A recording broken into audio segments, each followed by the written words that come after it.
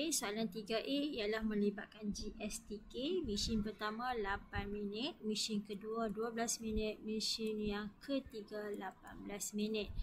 Ketiga-tiga itu berfungsi secara serentak. So, sini kita guna CV2 dulu, akan dapat 4, 6, 9.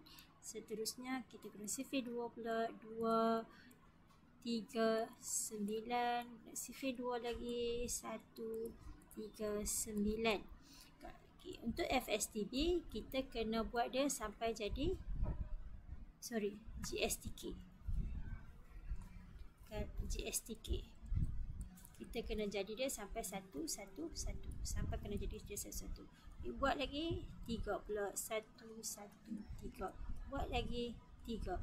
So, 1, 1, 1. So, untuk GSTK dekat sini ialah 2 darab 2 darab 2 darab 3 darab 3. So, jawapan dia ialah 72 minit. Maksudnya dalam masa 72 minit ni, mereka akan berfungsi secara serentak. Bagaimana pula dengan soalan B? Sekolah nak bungkus, dia ada buku sebanyak 240. Dia ada pen sebanyak 180. Okey, dia nak bungkus sama banyak. Dalam satu bungkus tu ada berapa, dalam satu set tu, dalam satu bungkus tu dia boleh muat berapa buku dan berapa pen. Okey, setiap bungkus mempunyai bilangan buku dan pen yang sama dekat situ. So, kat sini kita akan guna FSTB.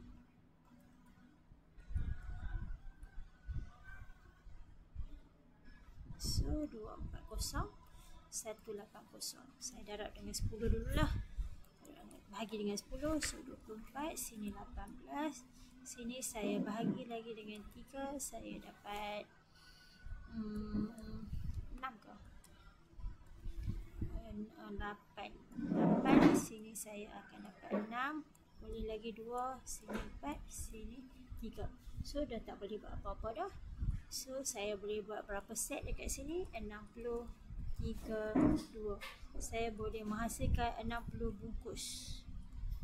60 bungkus yang mengandungi berapa buah buku?